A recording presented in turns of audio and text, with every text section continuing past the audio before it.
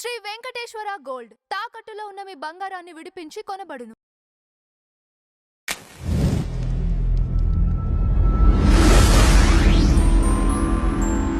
నమస్తే అండి, welcome to tree media. మనతో పాటు writer and director Kanagala Jayakumar గారు ఉన్నారు. సార్ నమస్కారం. నమస్తే మేడం. సార్, గుర్తుకొస్తున్నాయి ప్రోగ్రాంలో భాగంగా అవునవును శ్రీశ్రీ గారు పోతన గారి పద్యాన్ని మార్చినట్లు తెలుస్తోంది. అసలు ఏం మార్చారు? అలానే శ్రీశ్రీ గారికి ఆరుద్ర గారికి మధ్య సంబంధం ఏంటి? వాళ్ళ రిలేషన్. శ్రీశ్రీ గారు పోతన గారి భాగవతంలో పోతన గారు రాసినటువంటి పద్యంలో పద్యం అంతా మార్చలేదు.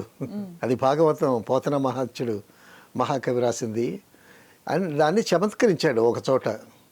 ఆయన పోతన గారు రాసిన పద్యం ఏంటంటే చాలా ఫేమస్ పద్యం, అందరికీ తెలిసింది. బాలరసాల సాల నవ పల్లవ కోమల కావ్య కన్యకన్ కోళలకిచ్చి పడుపు కూడు భుజించుట కంటే సత్కవింద్రులు హాలికులైననేమి అని అంటాడు ఆయన. అంటే మామూలుగా కష్టపడి పనిచేసేటటువంటి వాళ్ళు హాలికులు అంటే వ్యవసాయదారులు. పోతనామాత్యుడు వ్యవసాయం చేస్తూనే భాగవతం రాశాడు. సో ఆయన రాసినటువంటి భాగవతాన్ని శ్రీరాముడికి అర్పించమంటాడు శ్రీనాథుడు.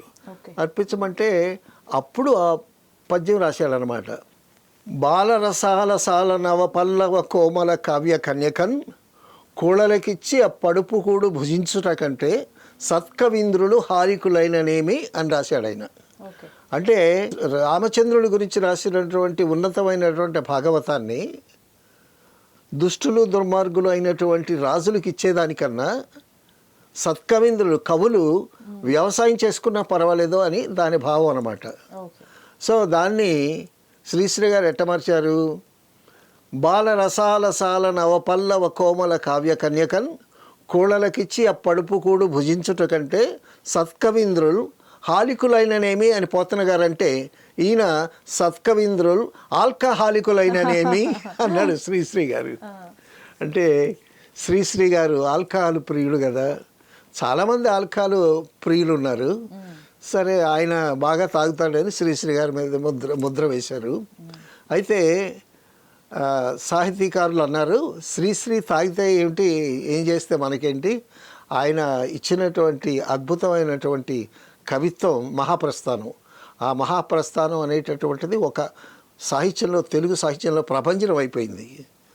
సో శ్రీశ్రీ గారి ఇన్ఫ్లుయెన్స్తో ఒక 100 మంది కవులు పుట్టారంటే ఆశ్చర్యం లేదు. అంత ఇన్ఫ్లుయెన్స్ చేశాడు శ్రీశ్రీ గారు. తర్వాత ఆరుద్ర గారు శ్రీశ్రీ గారు పెద్ద, ఆరుద్ర చిన్న. వాళ్ళిద్దరికి రిలేషన్ కూడా ఉంది, బంధుత్వం కూడా ఉంది. ఆరుద్ర గారేమో మేనల్లుడు అవుతాడు.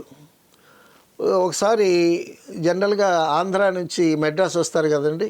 మెడ్రాస్ వచ్చి ఎన్టీ రామారావు గారిని చూస్తారు, అదే లైన్లో సావిత్రిని చూస్తారు, ఎస్వి రంగారావుని గుమ్మడిని చూస్తారు. సాహిత్య ప్రియులు ఇక్కడ పాండి బజారు దగ్గర ఉండేటటువంటి ఆరుద్ర గారిని శ్రీశ్రీ గారిని కూడా కలిసి వెళతారు. సో కొంతమంది సాహిత్య ప్రియులు నలుగురు వెళ్ళి ఆరుద్ర గారిని కలిశారంట. కలిసి మీరు రాసిన పుస్తకాలు చదువుతామండి, అది ఇదని క్షేమ సమాచారాలు మాట్లాడాడు. మాట్లాడిన తర్వాత కొంచెం దూరం వెళితే ఆ పార్క్ దగ్గర శ్రీశ్రీ గారి ఇల్లు. ఆ శ్రీశ్రీ గారిని కలిశారు. కలిసి ఆయనతో పాటు క్షేమ సమాచారాలు అడిగారు. అడిగిన తర్వాత, సార్ ఆరుద్ర గారు మీ శిష్యరత్నమేనంటగా అని అన్నారు. అంటే శ్రీశ్రీ కన్నా ఆరుద్ర సాహిత్యంలో కానీ వయసులో కానీ అప్పటికి చిన్నవాడే.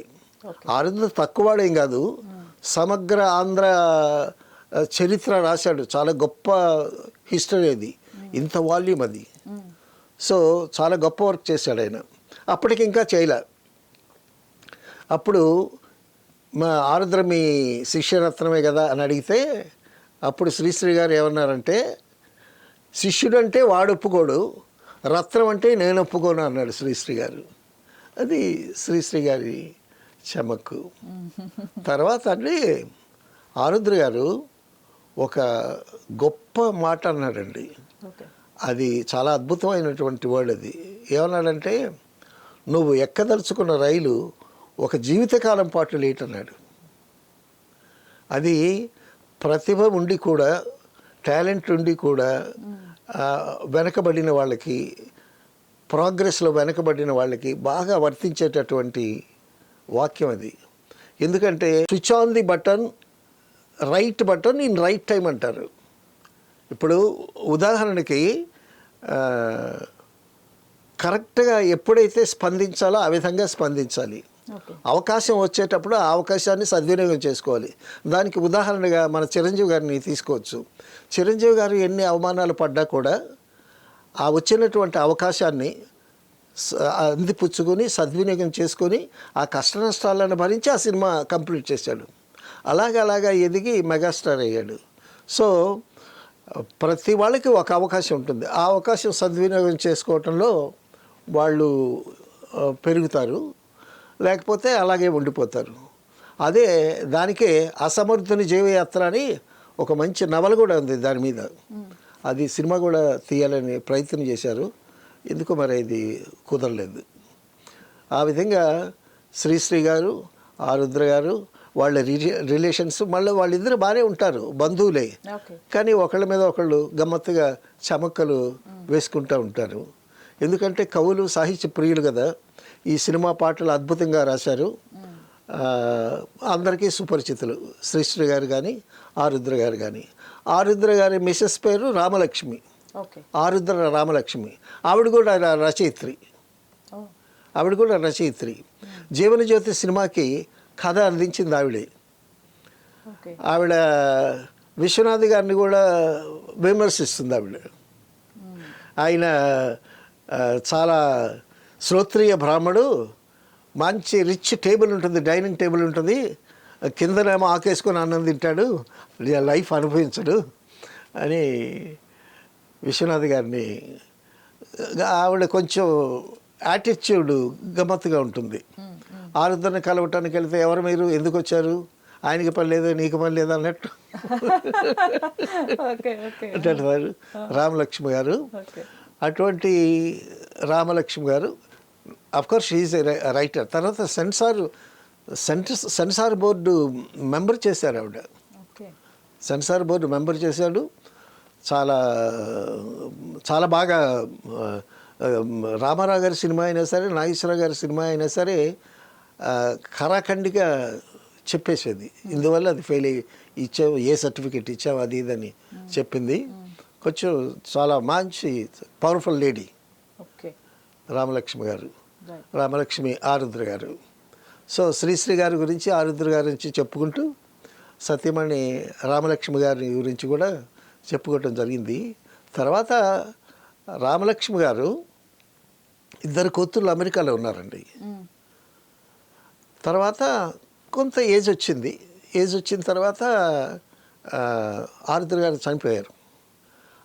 ఆరుద్ర గారు చనిపోతే, ఆరుద్ర లాంటి మహాకవి చనిపోతే ఆయన బంధువులు, ఆయన ఫ్యాన్సు, శ్రీశ్రీ మేనమామవుతాడు, వాళ్ళని ఎవరిని పిలవకుండా తర్వాత డాక్టర్స్కి ఫోన్ చేసి మీ నాన్న చనిపోయాడు, మీరెవరు రాక్కర్లేదు, అక్కడే ఉండండి, సో నేనే ఇక్కడ క్రిమేషన్ అది చేస్తానని చెప్పి ఎవరికి బంధువులకి ఫ్యాన్స్ కూడా చెప్పకుండా ఆవిడ ఆ కార్యక్రమం ముగించిందనమాట.